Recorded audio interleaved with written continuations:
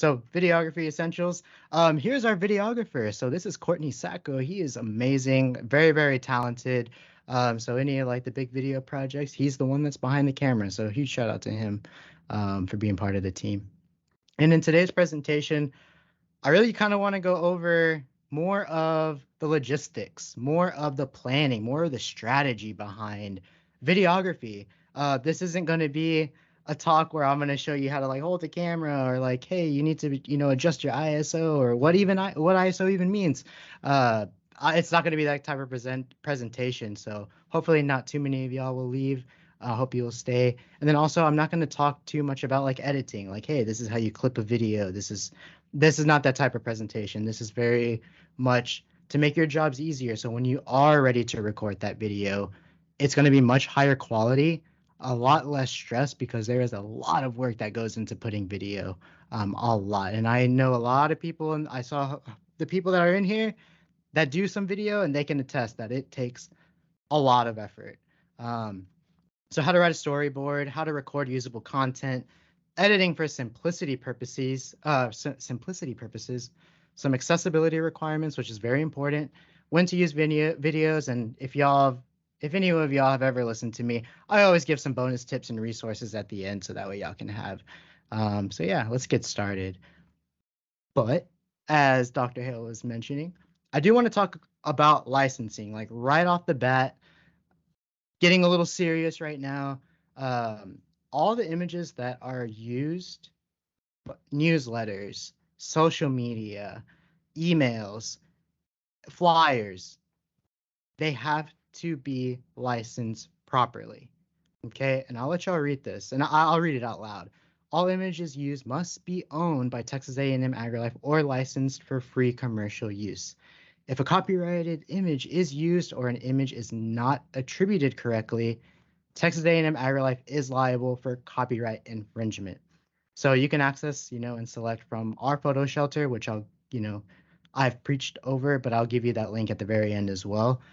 But just this part, we are liable for copyright infringement. So please, if you have that view only link, screenshot it. At the end of this presentation, I'm actually going to give everyone in the chat this presentation to use as a template, in case you wanted it. More tools in your toolbox, but this right here is super important. All of the images that are in our photo shelter are for you.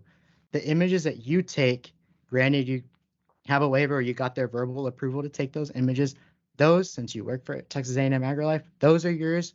You can use those. But going onto Google, going on the internet, trusting that someone got the proper image through the right channels, that can't really happen. Because again, there are issues daily, not just for our organization, but for many organizations about copyright infringement.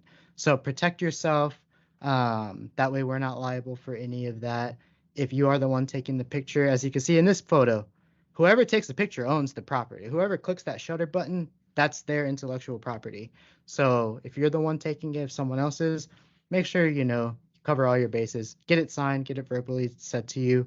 And please, please, please just cover all your bases and make sure that you're using images that are properly attributed or that are from our photo shelter. So again, kind of want to get a little serious about that. But moving on. All right, so a video without a storyboard is like a house without a foundation. And y'all, I've made videos quite a bit and I continue to work on videos. But my favorite part is actually the storyboard part.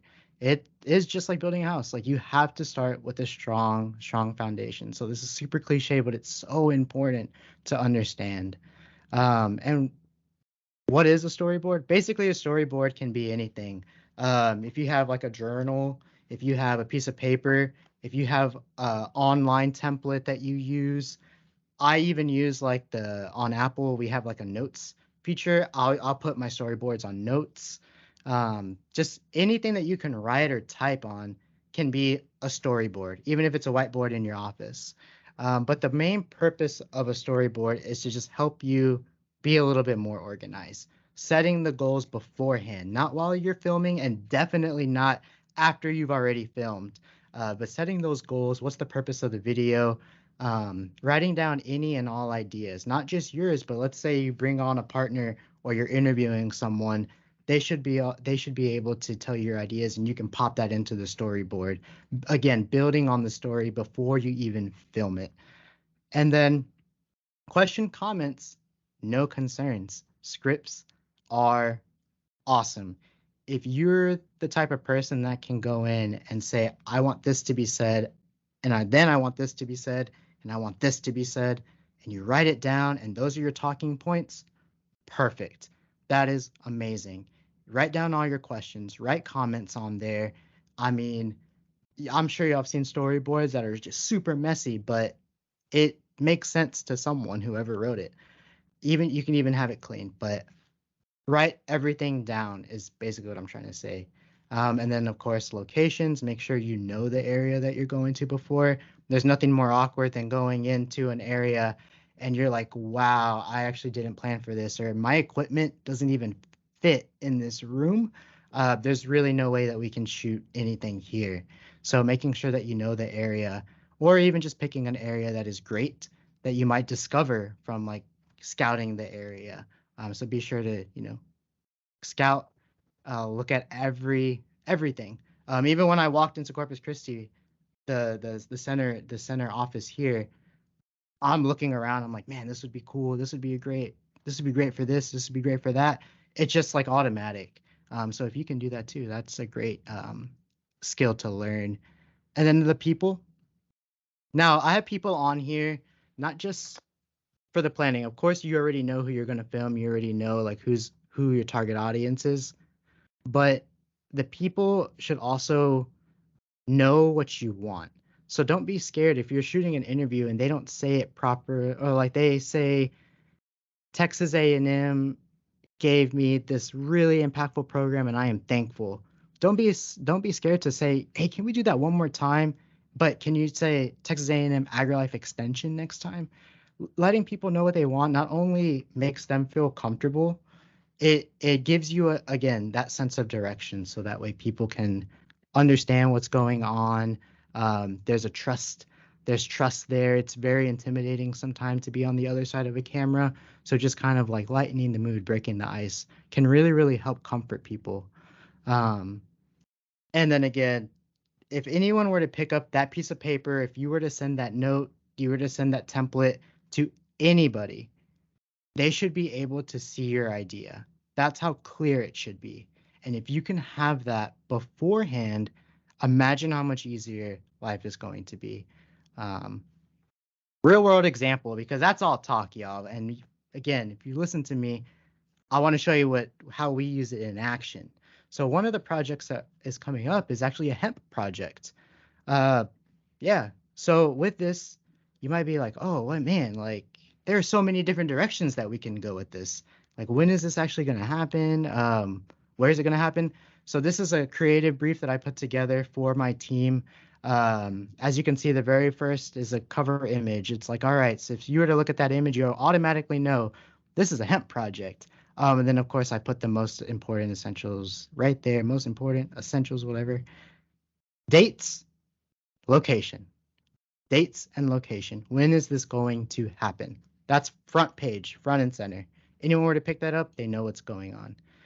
And then kind of like what I spoke about before, location, points of contact, schedule, info. Now, the reason that I have location on here, again, might seem redundant, but some people might gloss over that first page. I am not taking a risk that someone doesn't know where they need to be. I want everyone to be at the same place. I want it reiterated as many times as I can put it without it being like plastered everywhere. Because getting people to show up is sometimes the hardest part, and especially getting people to show up at the correct location the first time. So, bam, location, right? Front and center. And then who are we talking with? Points of contact. Always have those people, and remember that they are as much involved in the process as you are the one writing the storyboard. Making sure to keep everyone in the loop is extremely important.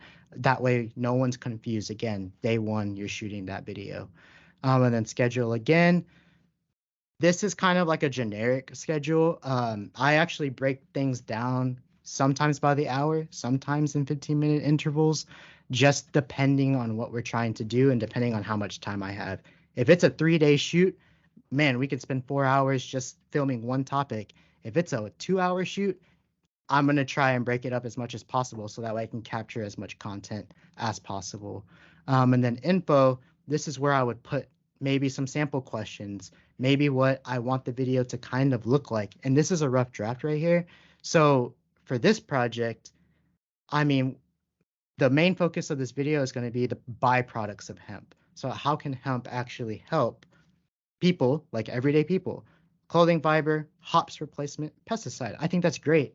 And then the issue that we're going to be targeting is like there's a stigma behind hemp, but this particular hemp doesn't have any THC and no CBD, so it's not a psychedelic. We want to show more of the byproduct. So that's the goal. That's the issue that we're trying to face. And so hopefully the story, once it's built out, will address that. Um, and then of course, like having to interview other people, which would be great. Right here, again, additional information. Who am I interviewing? 2 students and then Dr. Jessup. That's it. That's all I want to interview. Anything more than like 3 interviews, y'all, is very, very time consuming, and it kind of can make the video drag on. So finding, a good group, I would keep it to at least 1, but no more than 3 interviews at a time, just because it can kind of get a little jumbled. And plus, messaging is much easier to hone in when you have a smaller group of people. So remember that. And then of course, interview locations. We already scouted the area. So there's a greenhouse that would be great for an interview. There's a research space that would look really, really great for one of the research students.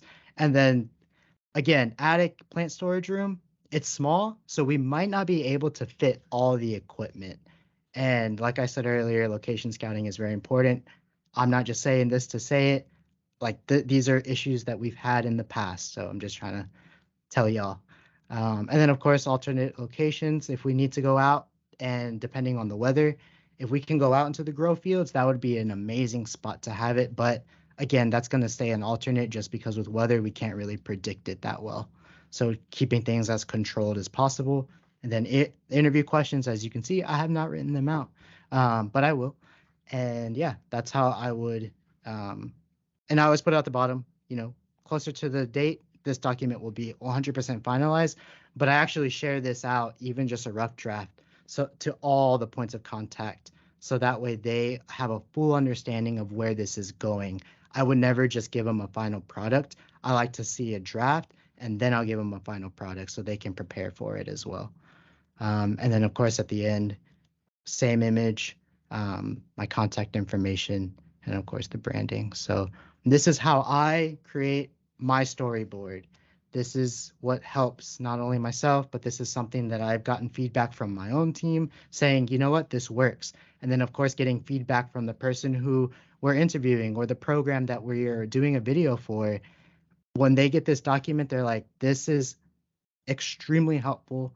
Thank you so much. So that way we can prepare for it. Because then day one, when we go and we shoot, we're efficient with our time, but we're also extremely effective because everyone's prepared. And it just makes the experience like so much more fun. It can be stressful, but you never want to like be stressed going into a video because that comes out on camera, y'all. So yeah, making sure that y'all can do that, and I'll go back. And again, y'all can follow along with this in that link that I sent. And at the end, I will give y'all this template so that y'all can look at it a little bit more and create your own style when coming up with storyboards. All right, now the big question. Maybe it's $1 million question, I don't know. But if you have an expensive camera, your video must be good. Correct? No, it's not. You can have phone, you can have a regular DSLR that's 5 years old. You can have the latest and mirrorless technology. As you can see, Courtney is working with a camera with equipment that probably costs as much as a car. Y'all, you don't need all that. You really, really don't. You just have to make sure that what you are recording with whatever you're recording with, you just keep these following tips in mind. And if you have this, it don't matter how great your equipment is, how bad you might think your equipment is. If you have these essentials, gosh, no one will be really able to tell unless you put them side by side. But audio is number one. I bring my mic. I bring my mic with me when I'm doing this type of stuff since I'm all around because audio is extremely important. If I had poor audio quality, if I couldn't control the audio, uh, people, I mean, maybe not y'all, but for a viewer, our external audience, they might automatically just be like, man, this is like poor sound quality. I can barely hear. It's not very clear. I'm gonna go and find something that is a little bit more clear. And sound is everything. So if you can record good audio, everything else is a lot more forgiving, but audio is not forgiving at all. So be cognizant of that. Use lav mics. Use I mean, I have like a Rode one that I'll hook up to the phone. I'll stick the phone in the pocket, have the lav mic, and it cost me like $20 to have that.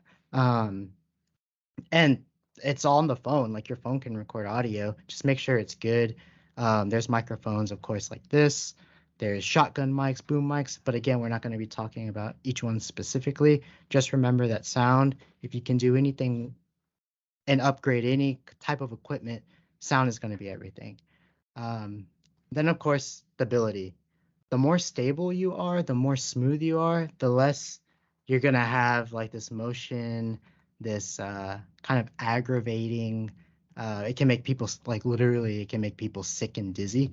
Think about people who like, if you're on the phone and you're in a car, you can get motion sick pretty easily for most people. So stability is everything. And one thing that if I can give you a quick little tip, elbows in, just like you're a chef. Elbows in, have control, hold the camera close to your body, because if you're out loosey-goosey, there's a lot more room for error. If you're here, you're standing in a good posture, and everything is, tight, then you're actually controlling a lot better. So if you don't have a fancy gimbal, no need. Don't worry about it. Elbows in, make sure that camera's there, make sure that phone's there, close to the body, and then move. Stable, more smooth. So that's kind of a quick trick. Just doing this, I guarantee will increase that stability. And then brevity, quick transitions, short videos.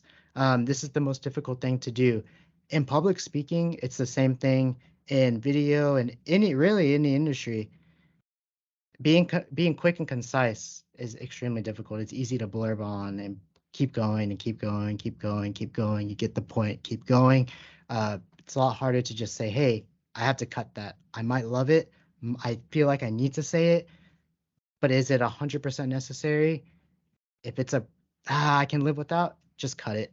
Make everything quick, concise, and then get the point and move on. Like this. Boom. And that brings us to editing for simplicity. So when I say editing for simplicity, I am literally talking about you don't need like the fancy transitions. You don't need it to spin in and spin out. You don't need to add any like fancy voice. Like if you want it to sound like you're underwater, you don't do any of that. One, it makes it tacky. And when you look at the video even a year later, those transitions are going to be outdated. There's a reason why if you go to movies, all movies besides George Lucas, he still has the PowerPoint wipes and everything. But most movies and videos are just clean cuts because it's not distracting. It keeps everything moving forward. It's clean. I mean, I can keep going on about that. Just don't get too fancy with it. When you start getting too fancy, it's distracting. It feels like it's just kind of like I don't know. I don't know how to really describe it, but you can tell if you've seen an old video and it has like all these crazy crazy like filters and everything, you can tell like it's probably a little bit dated. It might seem cool at the time, but again, a year later, it's not going to be so cool. So keep it clean, keep it classic. Bite-sized clips. Remember, keep it short, brevity. And then intro and outro. If you are talking, and let's say you're doing a series that you do every single week, 3 times a week, you should be opening with the same verbiage and the same and closing with the same verbiage every single time. Consistency is what builds audiences. Consistency is what builds brands. So if you have an intro, work on it. Write it down. Make sure that you are known for that intro. If you have an outro, make sure you are known for that outro. Every single um, YouTube person that you see on there, anyone on like social media, they have an intro and an outro. That is great because it builds your brand, it builds that customer loyalty. So again, keeping it consistent is great. If you want to check out some examples, here's a couple of projects that we've worked on. One is for the Junior Master Gardener program, and one is highlighting a 4-H'er, Jaden Ingalls. He was actually a contestant on Masters Chef Junior, so we were just kind of wanting to do a video on how 4-H kind of helped him out in his journey and what he wants to do for college and then his career. So I think those are cool. And again, I'll post this so y'all can view it later. And as you can see, a lot of setup. Again, you don't need all this fancy stuff. This was actually in someone else's kitchen, so we were in someone's home. It was wild. It was a really, really fun shoot. But as you can see, I have a clipboard, and what do you think I had on that clipboard?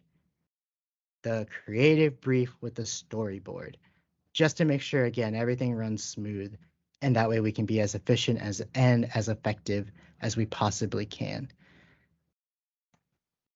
Practice what we preach, y'all. Okay. Now, again, getting a little more serious. Accessibility requirements is something that as a state agency, we must follow. Again, for anything that you do. Closed captionings for video is required. I know YouTube does them. I know that they're not the most reliable. You can actually go in there and edit that. And there are a bunch of videos out on the internet on how to do that. So if you don't know how, please research on how to do that. And then this isn't so much for video as it is for photo, but I'm still going to say it. Alt text. When you're posting something on social media, especially Instagram, which is very photo heavy, there's a button on there when you click the edit, the 3 dots, the edit, and probably by the time, if you're watching this video a month out, it probably changed. I'm sorry. But there is a button that says alt text. And during that alt text, you literally need to just describe what is on that picture. So if it's a tomato in a woven basket, put that. If it's a woman shopping at a farmer's market, put that. Because when someone has a screen reader and it comes to the image, it needs to be able to read it to whoever is trying to listen with the screen reader, what the picture is. So that alt text is required. Okay, one more time, it is required. We are a state agency. We must follow these rules. And then branding. This is one of my favorites. So the color that we use are not just because like, oh yeah, great, maroon is our color. Yes, but we paired colors specifically for contrast and readability. So if you can't pass a contrast test, which if you don't know, look it up, contrast test, you'd be surprised on how many newsletters, emails, social media, flyers that I see that miserably fail contrast test. And if you're failing that, not only is it hard for people who don't have any auditory or visual impairments, imagine how difficult it is if you did. It's very, very important, y'all. Stick to the branding. I'm not here to police anything. This is a part of that accessibility requirement. So again, those colors are picked for a reason. And I would encourage every single one of y'all to go online and put a contrast test and see like, oh man, I actually didn't know about that. You can even have your website see if it passes a contrast test, which is fascinating because most of them don't pass. And that, again, not just our organization, but this is like a universal thing around the world, this contrast and readability. All right. Now back to the video stuff. Authentic. Use your own content. Do not use someone else's photo videos. Again, going back to that licensing, making sure everything is proper, being authentic as possible. If I'm shooting a video here for Corpus Christi and I went all the way to Fort Stockton and I was like, hey, this video would be great. Can you also use this? They would look at me and say, absolutely not. We cannot, because that is not authentic to the region that we're in. That's kind of what I mean by authenticity, making it specific to your region, making it specific to your audience. Again, if you're doing that storyboard, you already know who your audience is. They already know what kind of program it is, and they'll tell you that's not representative of my program. Or they'll say, that's great, let's move on with it. And then, of course, keep it professional. Photo videos should always be professional. Don't get too silly with it. Again, being a state agency, we have to not spread, false. We can't endorse products like that. Like, don't use it for your own gain. Remember, we're doing this for extensions, so professional use only. Cool. Almost there, y'all. So when do we use video? Well, video marketing really is everything. And this isn't really, we use it mainly for like programs. And honestly, we don't do too much video. And the reason is because with extension, with AgriLife in general, and again, this is a universal problem that most organizations have, it's very hard to condense into a 2-minute video everything that goes on. So video is extremely tough to do. And like I said, it's expensive, it's time consuming. Um, I mean, but it's effective. So that's how we use it. How do you use video though? I had some agents after that conference, the health summit that I presented this on, come up to me after and were like, man, we use like video for social media. We actually put like video links in like our newsletter so that way people can see recipes, like demos. If there's any kind of like 4-H contest updates, we even did a video for that. So that way they don't have to physically read it on a newsletter. They can just have the details for the food show, food challenge updates that happen quite a bit. So how do you use it? Take that back, write that down. How would you use video? I'd be curious in the chat if y'all want to put in there how y'all use video so that way I can learn too. I'm always trying to learn. So um, put how you use video. Educational? Is it, updates? Is it internal? Is it external? Like I'd be curious to know any of that, but totally optional. And then a quick little stat for y'all. So 80% of internet traffic is video, which is wild. That's a lot. Like that is not a that's so significant, y'all. So yeah, like Dr. Hill was saying, video is the way to go. If you're trying to build an audience, if you follow some of those steps, if you plan properly and have a strategy before you start shooting, then it means that you're going to have an effective outcome. Okay. And so if you can fall into the flow of things and you can start getting really, really great, don't be discouraged if you don't have the most views or people really disliked it. Continue to build, continue to polish. Eventually, again, that consistency is how you build a brand. That's how you build an audience. Being consistent with it will hopefully get you to where you want to be. And then again, right here, what makes a great video? Story centric. Show your impact. To be honest with you, I could do a video about myself and say, my name is Rudy Ruedas, and I'm the brand outreach specialist for Texas A&M AgriLife Extension. That no one cares. Like, no one cares. Make it story centric. Now, if I had someone who is impacted, for example, like Jaden Ingles, that 4-H'er, that impact that 4-H had on him is a much more interesting story centric video than just me. So don't make it about yourself. Make it about the research. Make it about the impact. How will this video help our external audience? It all goes back to the people for everything that we do. All the programming that we do in extension is for the people. So make it story centric, make it beneficial to them. Being unique is part of that. Extension is unique within itself just because we have so many program areas. People don't know necessarily that, hey, our family community health unit really, really does play along with our horticulture unit, and our ag and natural resources pillar is, is tied in with, horticulture entomology. I didn't know what 4-H was, like making it unique. And we kind of already checked that box.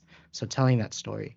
And then, of course, mobile friendly. If you're going to do anything, I think social media videos are really, really great. For one, it kind of forces you to make a short video, but also most people are consuming videos on their phones, some sort of tablet, sometimes a laptop, but not so much on like desktops or televisions.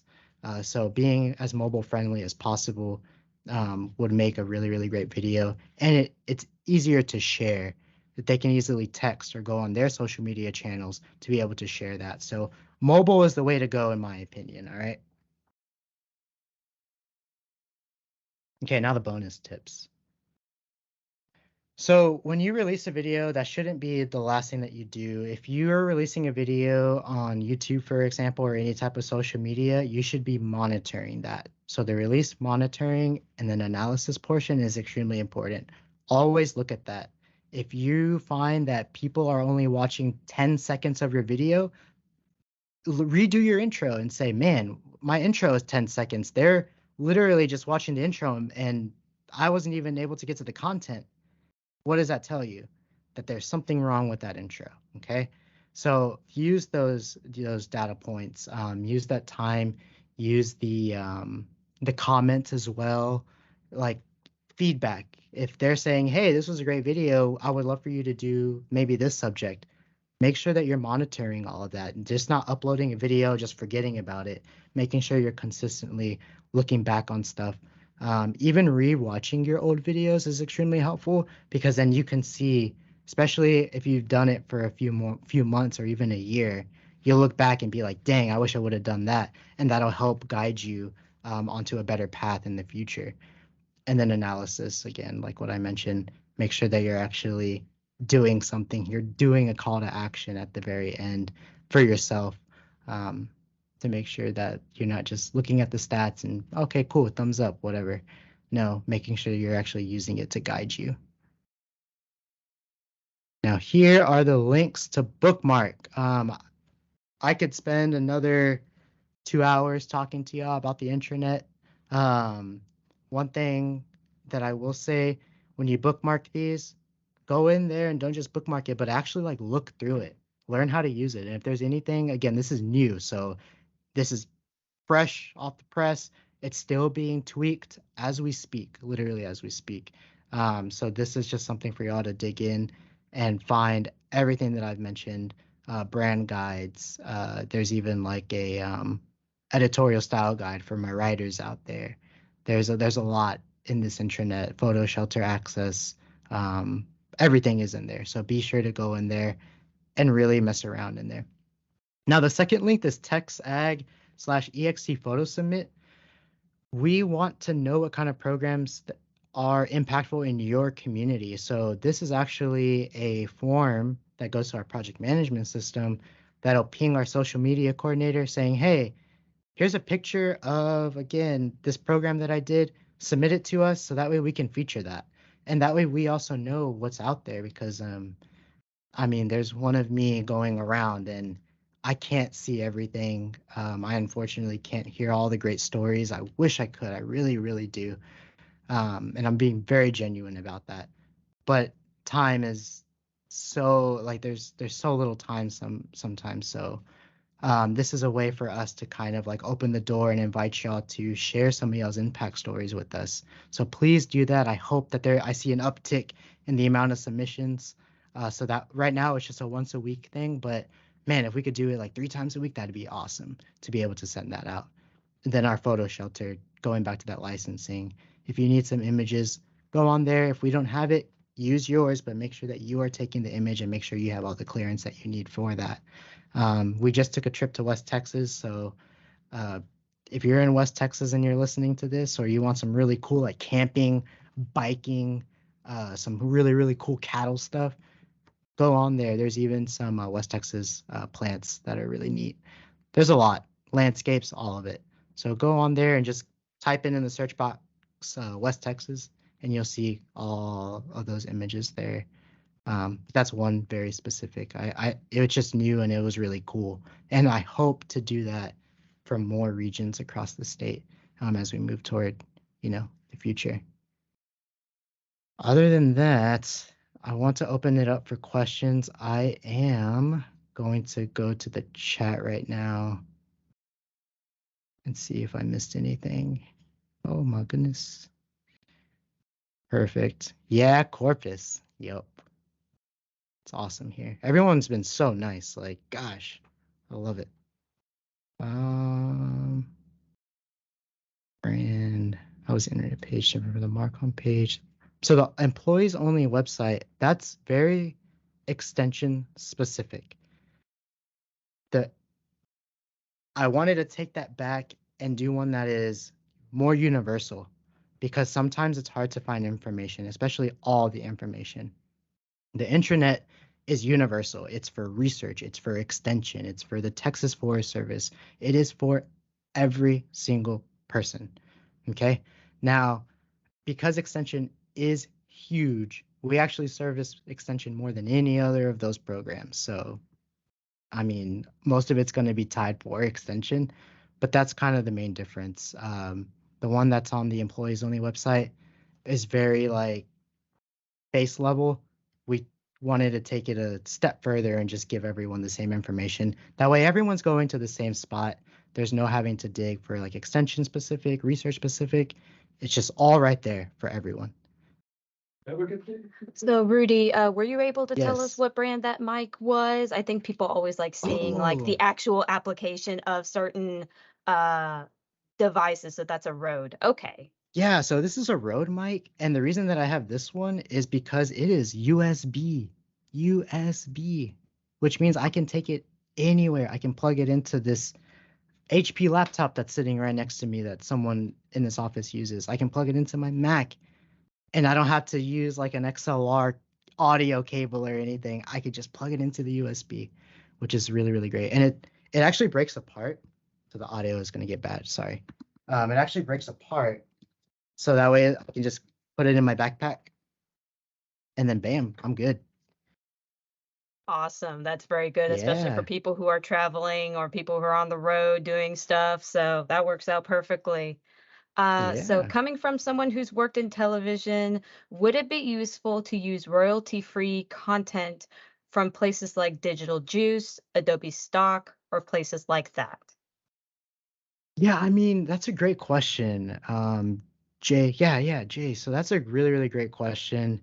Um, the thing about stock, yes, you can use it again, making sure that you're doing all the attributes correctly. And you're either purchasing that and making sure that you're using copyright-free images. But again, those attributions are very, very important. But the thing about stock, in my opinion, and if you need to use it, use it. But if you can take video that is more authentic to your program area, to your audience, to your region, then that's going to speak more. So, God, I kind of gave you like a weaselly answer, but I would say yes, making sure again all the attributes are done correctly, but really try to capture that content that is specific to your program, that is specific to like a region and the audience that you're trying to reach. Other than that, stock is fine. But stock is very, stock. You can definitely tell when someone uses a stock image because it's like, wow, I wish I had a multi-million dollar kitchen and I was happy like that all the time. Like it doesn't work for everything.